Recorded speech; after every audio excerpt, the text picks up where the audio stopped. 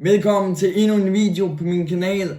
I dag skal vi teste McDonald's nye Deluxe Shake Brownie. Jeg ved godt, at den her har været McDonald's menu meget længe, men vi har ikke testet den endnu her på kanalen, så det tænker jeg, vi gør i den her video. Og som jeg har sagt tidligere på kanalen, McDonald's burger er jeg ikke særlig fan af, men McDonald's desserter plejer at sidde lige i skabet. Så lad os se, hvad den her kan. Og jeg kan bedre lide brownien, jeg kan lide normal chokoladekage, så det her, det glæder jeg mig virkelig til. Lad os se, om vi har fundet guld.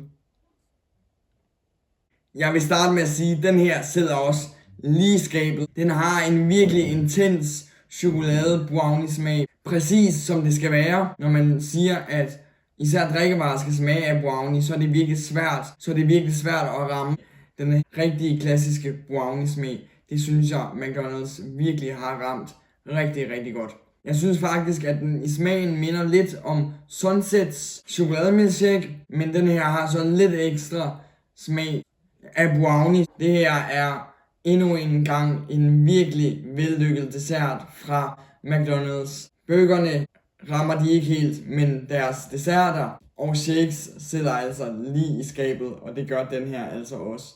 Det her er klart en guldmedalje, og jeg vil bare sige, hvis I ikke har smagt den endnu, så skal I virkelig tage og gøre det, inden at det er for sent. Men hvis du har tendens til at få kvalme af alt for meget chokolade, så er det her ikke en shake, du skal have fat i. Og hvis I har smagt den, så gå ned i kommentarfeltet og skriv, hvad I synes om den. Og husk, hvis du kan lide, hvad jeg laver, så gå ned og tryk subscribe.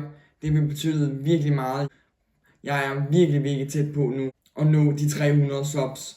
Så gå ned og hjælp mig med at nå det. Det vil betyde virkelig meget. Og husk, når jeg rammer 500 subs, så laver jeg en 500 subs special. Og så ses vi i min næste video.